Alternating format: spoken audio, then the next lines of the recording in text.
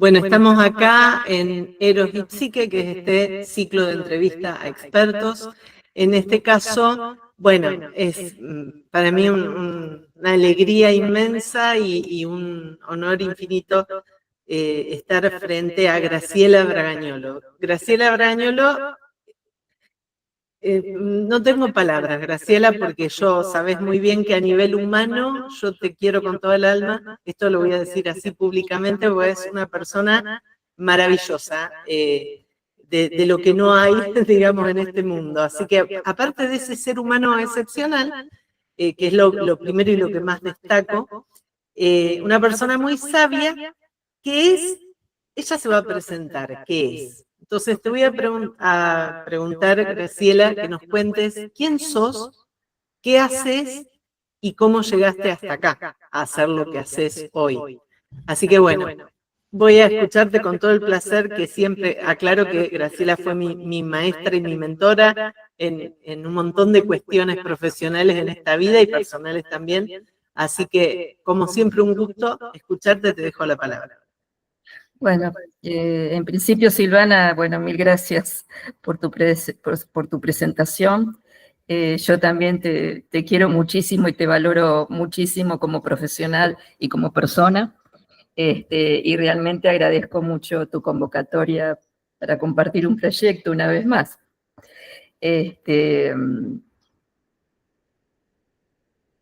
Bueno, en esta parte de mi vida soy psicóloga y soy sexóloga. Soy psicóloga cognitivo-conductual, o sea, estoy dirigiendo la especialización en psicoterapias cognitivo-conductuales en la Facultad de Psicología, donde he sido durante 30 años, fui docente de metodología e investigación. Ha sido un largo camino, digamos, para los que practicamos esta orientación que iniciaron en algún momento Ricardo Musso y Mirta Granero desde las cárceles de la dictadura, porque lo iniciaron ahí, los primeros libros que leyeron sobre esta orientación. Ha sido un largo camino, pero actualmente sentimos, bueno, que los campos se van abriendo, las mentes se van abriendo, y realmente hay una búsqueda de las líneas de trabajo que tienen que ver con la metodología científica, la verificación empírica y demás. Pero bueno, vos me has preguntado cómo llegué hasta acá. Yo siempre digo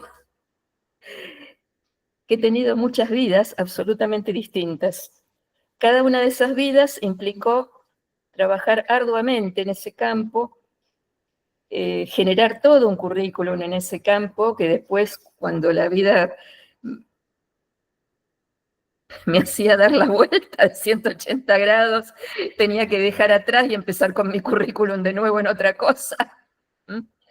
Y te aclaro porque, primero, que nunca pensé que iba a ser psicóloga.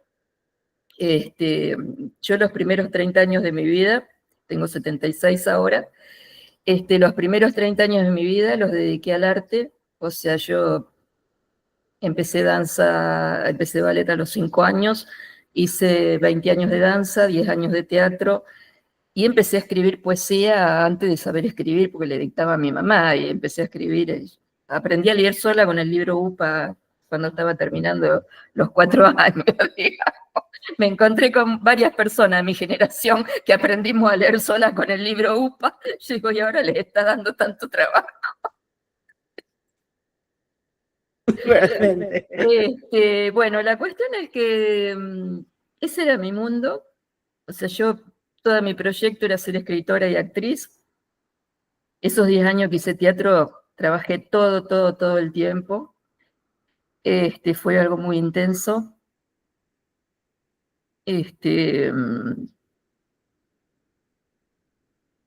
Yo tenía algo que nadie había visto, que era una fobia social. O sea, yo había tenido, cuando yo era chica, mi familia se había mudado de un barrio donde yo vivía rodeada de amigos y amigas que jugábamos en la calle en esa época,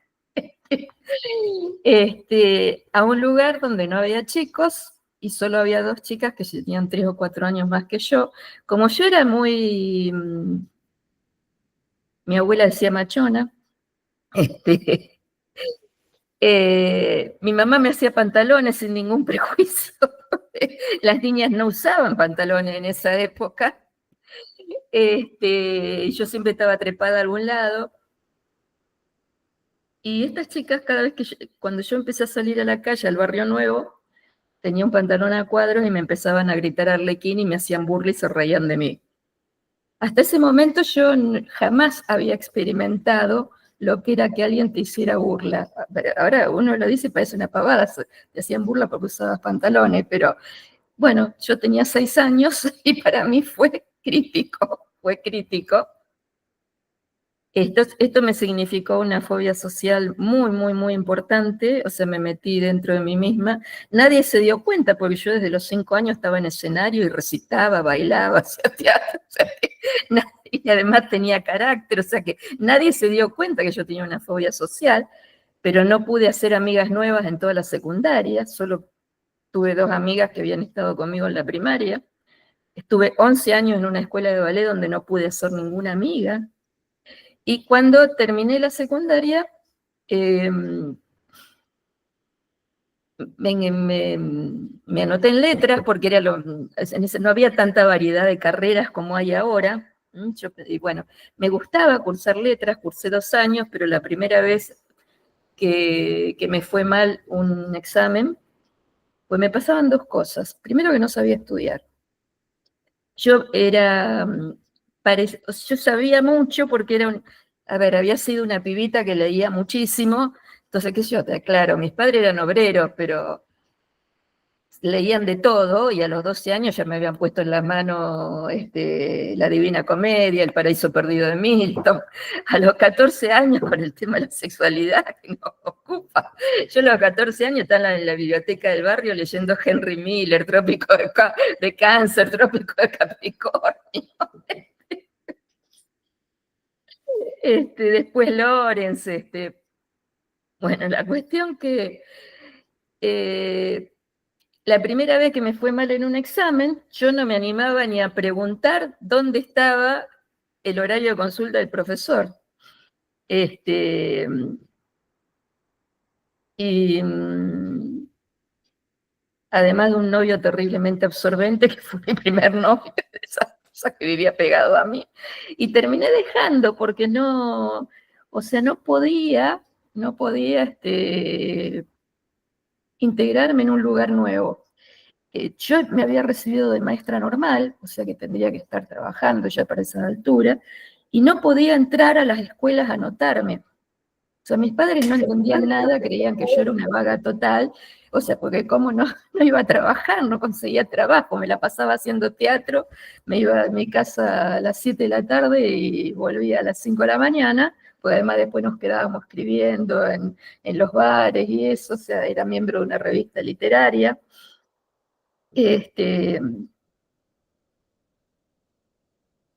Mi proyecto de vida era ese. Conocí a mi esposo, a quien fue después mi esposo, haciendo teatro, las de Barranco, me acuerdo que estábamos haciendo.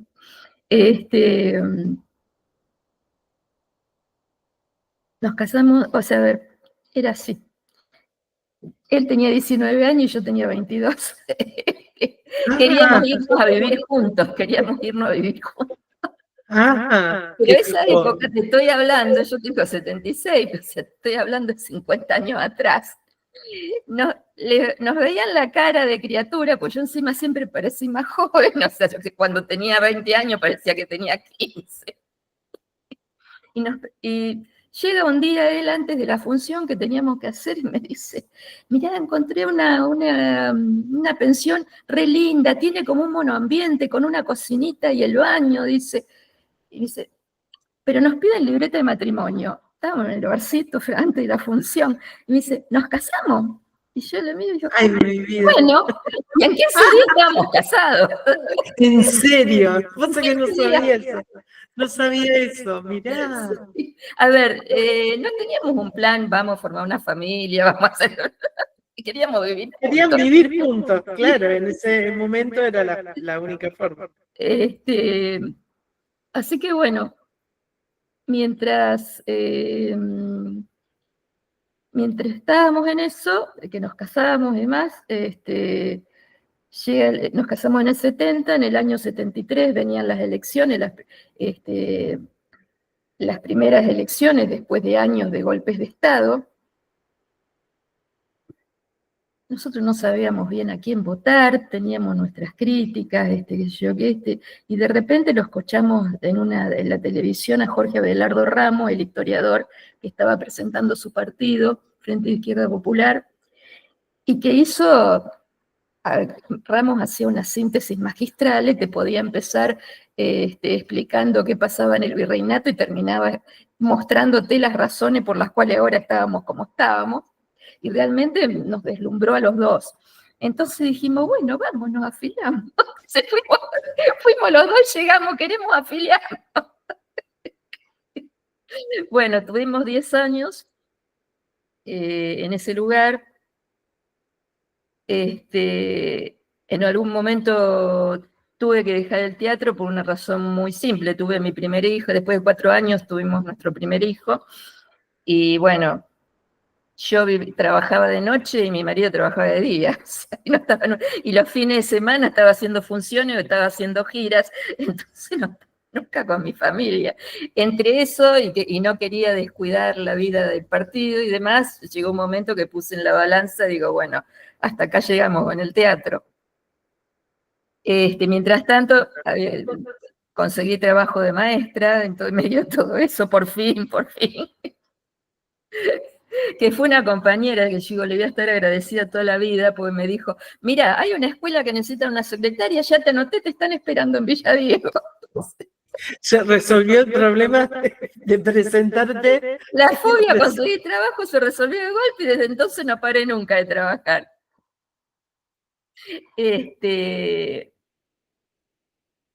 Esos 10 años que estuve de 73 al 83 con el partido de Abelardo Ramos, o sea, fueron fundamentales para mí, porque fueron los que ahí me puse en contacto con lo que era el revisionismo histórico, que en esa época se estudiaba muchísimo, se nos leíamos todos los libros, teníamos que discutir los libros, o sea, pude entender por primera vez los procesos históricos, o sea, por primera vez me apasioné con la historia argentina, que hasta ese momento me parecía lo más aburrido del mundo, porque como me la habían dado en la secundaria, realmente era lo más aburrido del mundo.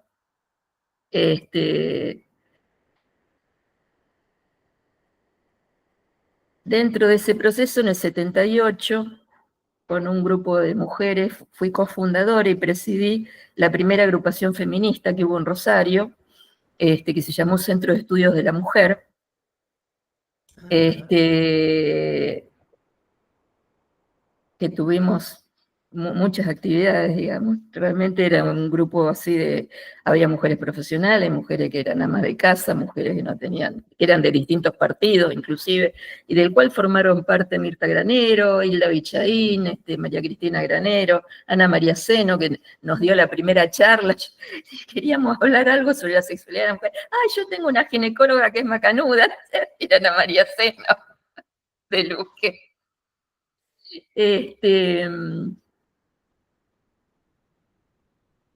La cuestión que en el 80 mi esposo fallece en un accidente de tránsito, nuestros hijos tenían 6 años y 3 años, yo estaba trabajando maestra, empiezo a trabajar doble turno al principio para suplir la ausencia del sueldo de él, y en 3 años me di cuenta que iba a quedar, digamos, destruida trabajando 10 años doble turno, y al mismo tiempo estando sola a cargo de mis hijos.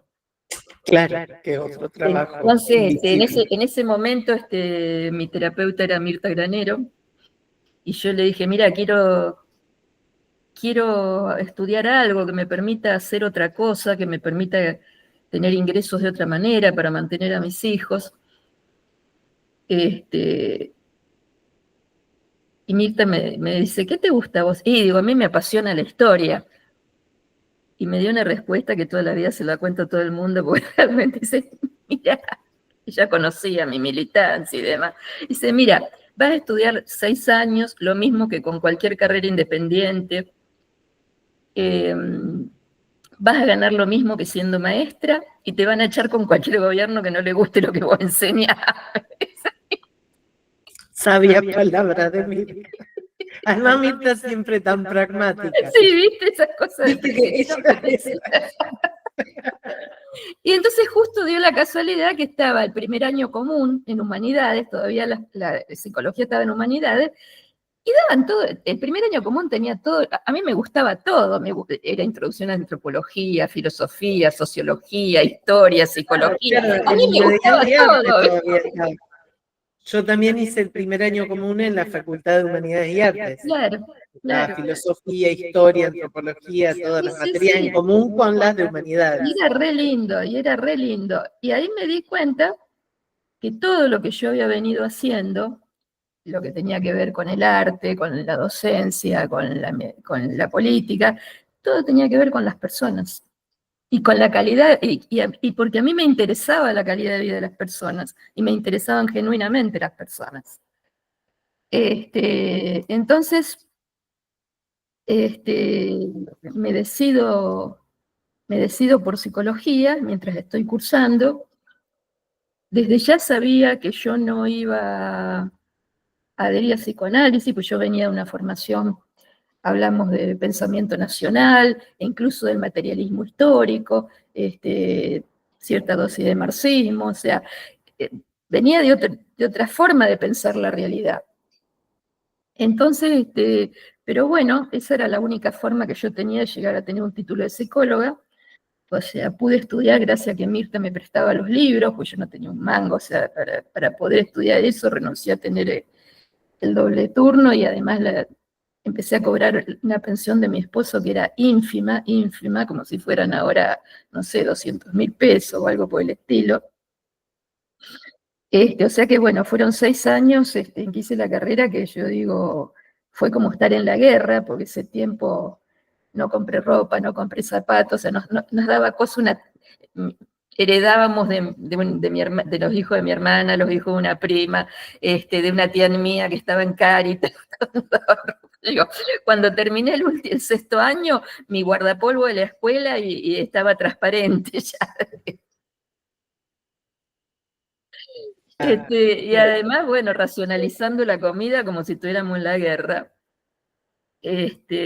Afortunadamente mis hijos no se dieron cuenta que yo hacía eso.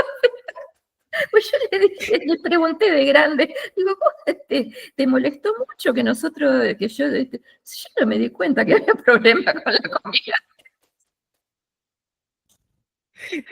Claro.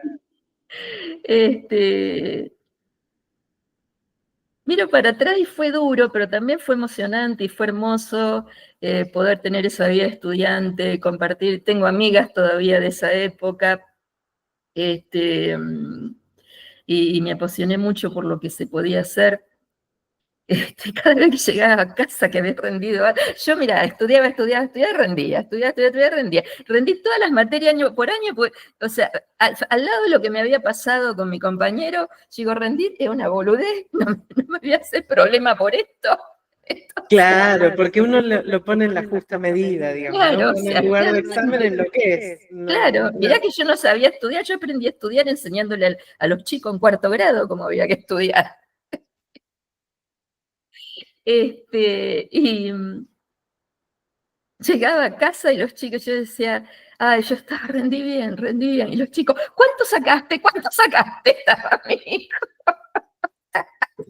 Digo, no tengo padre que me controle. Pero bueno, eso no.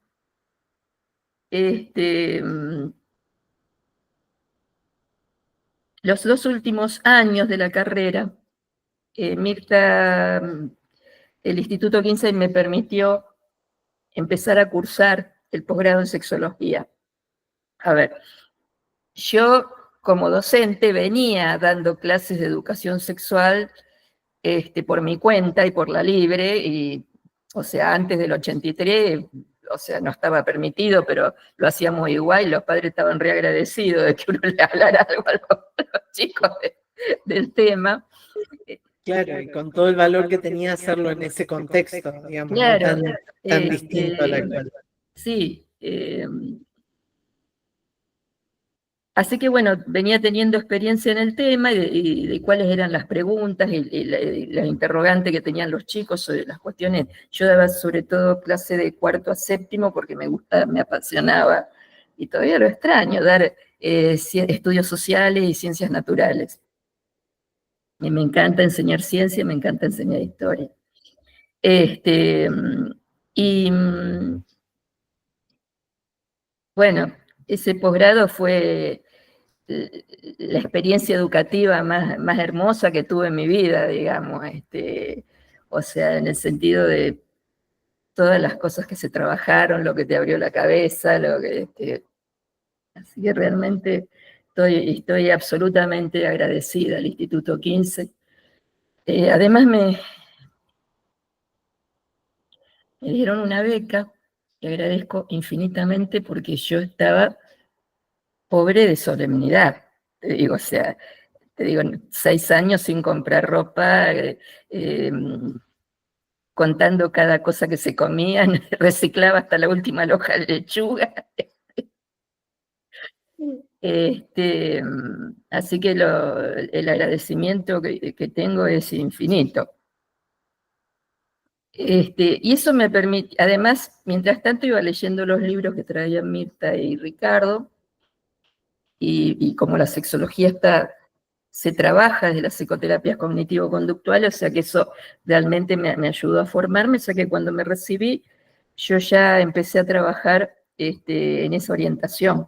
Siempre les cuento a los alumnos que los 2 libros que más me gustaban de manuales de técnicas de la conducta, creo que el de Goldfried, Mahoney y Goldfried Davidson, creo que era uno, el otro, yo no me acuerdo si era el de Wolf. ¿El de Kathleen? Me parece que el de Wolf era, no me técnicas de la conducta, algo por el estilo, no me acuerdo.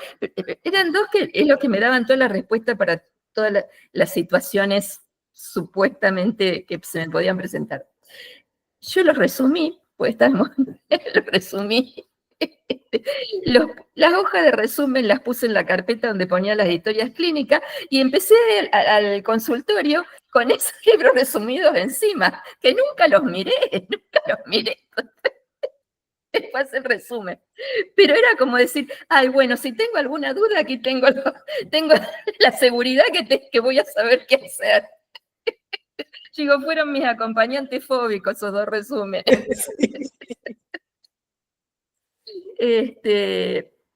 Y el campo de la sexualidad, de la educación sexual y de la sexología me pareció realmente apasionante. Uno, porque me había interesado desde niña, yo diría desde chica, el tema de las emociones, de los sentimientos, de las pasiones, y por ende de la sexualidad, a medida que crecí, iba tomando conciencia.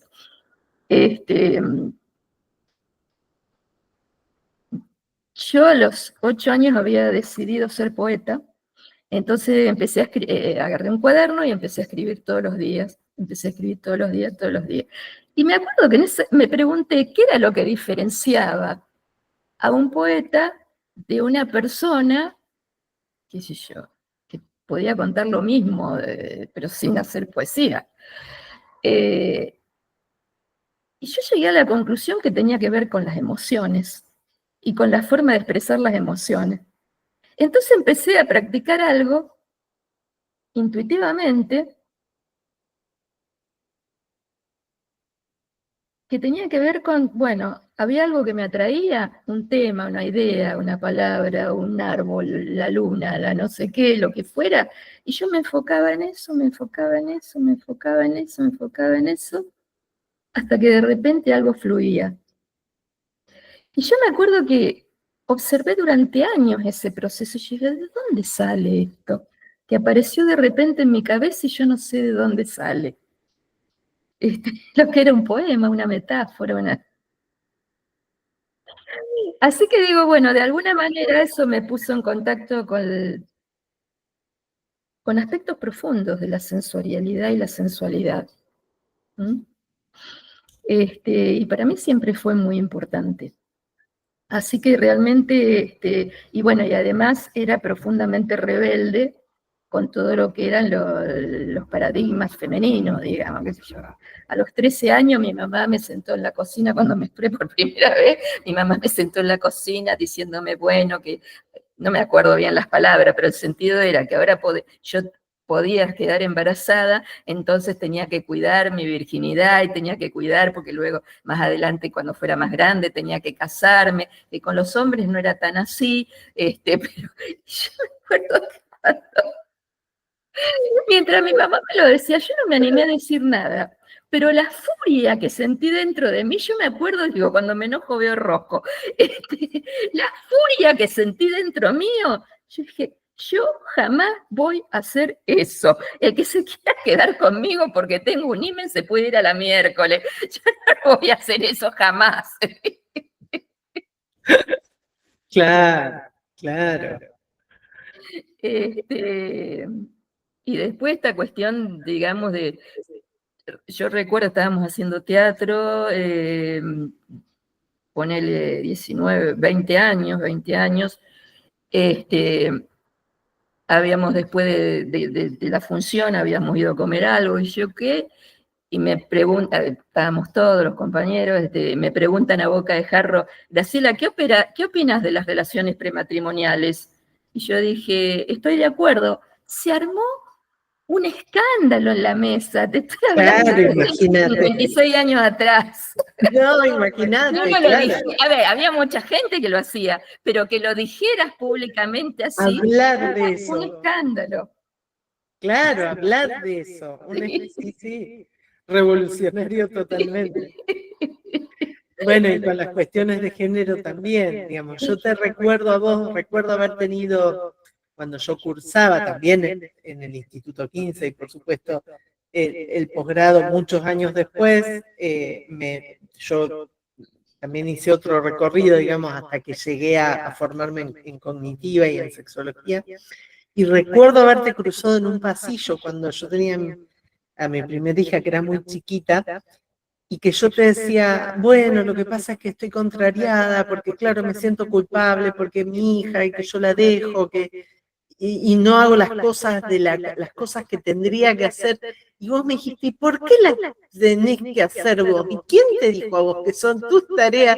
Y yo te miré y dije, ¿de qué me habla esta mujer? Porque en ese momento yo nunca me hubiera, lo digo francamente, honestamente, digamos, no me había cuestionado los Sí, roles sí, sí, sí, asignados en función del género. Y pasa. me acuerdo que vos fuiste la primera persona que me alertó sobre ¿y por qué las cosas de la casa pensás que estás en falta porque no las estás haciendo vos? A ver, Y ahí, encima que estabas trabajando, porque si yo dijera, bueno, claro, sí, el que sí, trabaja sí, es tu pareja y vos estás en tu casa, bueno, más bien, dividan y háganse, hacete sí, cargo, sí, pero sí, no, vos trabajando, el otro también, ¿por qué no lo podías hacer el sí, sí, otro? pero me acuerdo que tus palabras y tu expresión, porque lo decías con una contundencia, que a mí me cambió el rumbo, porque después, bueno, deconstruimos toda nuestra forma Sí, de sí. pensarlo y de vivirlo con Fernando, y eso en parte fue gracias a tu intervención en ese pasillo del Instituto 15. Creo que tuve la suerte de que mis padres, que eran obreros, eran muy compañeros, eran muy, muy compañeros. Y mi padre, cuando no estaba trabajando en su carpintería, siempre estaba al lado de mi madre compartiendo lo que ella hacía, cocinando, haciendo cosas. Cuando él se jubiló, se puso de lleno a hacer las tareas al lado de ella, pero sin decir nada, o sea, sin ningún, como diciendo, esto es lo que hay. Y eran dos personas que valoraban muchísimo el compañerismo. Para ellos era una de las cuestiones de los valores fundamentales en la vida. Así que creo eso es lo que me ayudó también a tener ese perfil de decir, vamos, repartamos entre todos. Seguro. Este, bueno, así que a través de todo eso llego hasta aquí. Y me alegro muchísimo que hayas hecho este posgrado. Me alegro muchísimo porque yo creo que era algo que la universidad se debía, que era necesario instalarlo a nivel universitario. Así que valoro mucho, mucho, sé lo que cuesta Lo sabés por carrera, experiencia propia. hacer todos los pasos, todas las Claro, bueno, formas sí, para sí. cargar la carrera, todos los papelitos, Claro, sí, sí, todo es lo que es sumamente desgastante. la acreditación con CONEAU y demás, que vos, bueno, armar, presentar e implementar de cero una carrera de posgrado es arduo y vos lo tenés más que vivido con, que un poco esto también pasó con las terapias cognitivas, digamos, ¿no? Sí, sí. Es decir, en la universidad, bueno, en la Facultad de Psicología, que está la carrera actualmente que vos dirigís y que hasta ese momento, digamos, no se ofrecía en la facultad, menos en nuestra facultad, que como vos decías, tuvo históricamente un perfil mucho más marcadamente psicoanalítico y ahora que esté esta especialidad en terapias cognitivas es súper valioso. Y además también en el grado se está empezando a introducir, pero bueno, el tema es que este año inauguramos un seminario, Ansiedad en la vida cotidiana, herramientas para futuros terapeutas, y la verdad que yo creo que gustó mucho, por lo menos por todos los comentarios de los alumnos, gustó mucho. Y es muy necesario, y está, yo tengo el feedback de los alumnos, de los estudiantes también, pues nuestra materia en cuarto año tenemos una unidad, es apenas una unidad dentro de la materia de psicopatología y farmacología, que es sobre trastornos de ansiedad. Y quedan con tantas ganas de saber más y de saber cómo intervenir terapéuticamente y de digamos, todo ese universo que se hable, que se puede después continuar con este seminario y bueno, con la carrera de... Sí, eso es lo que estamos intentando hacer. Bien, bueno. Es arduo. Yo me acuerdo cuando terminé de todo el proceso de cargar la primera vez la carrera, estuve un mes enferma después del estrés que me había, el agotamiento que había tenido.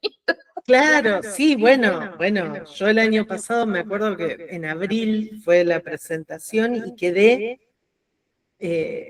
aniquilada, fue realmente un agotamiento sin precedentes. Pero bueno, después viste que está el break hasta que está el dictamen y te da el tiempo a recuperar energía para después otra vez con la implementación. Pero bueno, son caminos. Sí, hay que ir plantando, hay que ir plantando. Que hay que recorrer y que en realidad, bueno, como vos decís, ¿no? Eso no quita valor, ni al contrario, es como decir, bueno, darle este espacio en lo que es el ámbito académico universitario a la formación que en realidad empieza o se ha sostenido, y sobre todo en sexología, viene sosteniéndose excelentemente en los espacios de formación actuales, digamos, ¿no? Donde nos formamos todos los que nos dedicamos a la sexología. Pero que bueno, que en algún momento tiene que entrar en el sistema educativo formal, digamos, sobre todo en la universidad pública. Sí, porque yo siempre digo que en la carrera que armamos de posgrado, en realidad, muchas de las cosas que estamos dando tendrían que darse en la carrera de grado. No tendríamos que nosotros estar dándolas de esa manera. Pero lo que pasa es que hay que cubrir esa vacancia. Claro, exacto. Pasa en eso. Y el tema de la sexología también. Yo, o sea, como terapeuta, te deja un hueco muy grande no saber sexología, no saber qué está pasando con determinados indicadores, no saber cómo orientar determinadas situaciones. O sea, es muy grosso el hueco que te queda si no sabes nada sobre el tema. Sí, yo siempre digo que para los profesionales, tanto graduados en medicina como en psicología, la formación en sexología no tiene que ver con el deseo de dedicarse a la sexología expresamente. Aunque uno específicamente no se dedica a la sexología clínica, sí, o educativa, digamos, pero sí el poder tener esos saberes para no dañar, básicamente, digamos, ¿no? Para Sí, poder, para aunque saber sea cómo orientar. hacer una derivación oportuna, Sí, porque hay veces que directamente ni se pregunta porque no se sabe cómo intervenir en eso. Claro, A veces claro, ni se porque no se pregunta lo que está conoce. pasando en ese sentido, se lo deja pasar como algo. Ujú. Y es raro que haya alguna persona que por algún lado no haya que explicarle algo, actualizarle algún conocimiento en el tema de sexualidad, Ujú. en cualquier edad de consultantes que uno tenga. Sí, sí, sí, sí, totalmente. Sí. Así que bueno, pero volvamos a vos, que es el tema de esta entrevista. No sé qué más querés saber. No, yo creo que te explayaste y te agradezco muchísimo todo este relato biográfico. Como yo siempre digo, el currículum vitae vivo, digamos, ¿no? El de la persona que está detrás del currículum, porque uno en las carreras o en cualquier, digamos, contexto académico se presentan a las personas, se pone un currículum breve y uno ve todos los títulos, todos los logros, todos los lugares que ocupa y presupone un buen recorrido, obviamente un trayecto que llevó hasta ese lugar.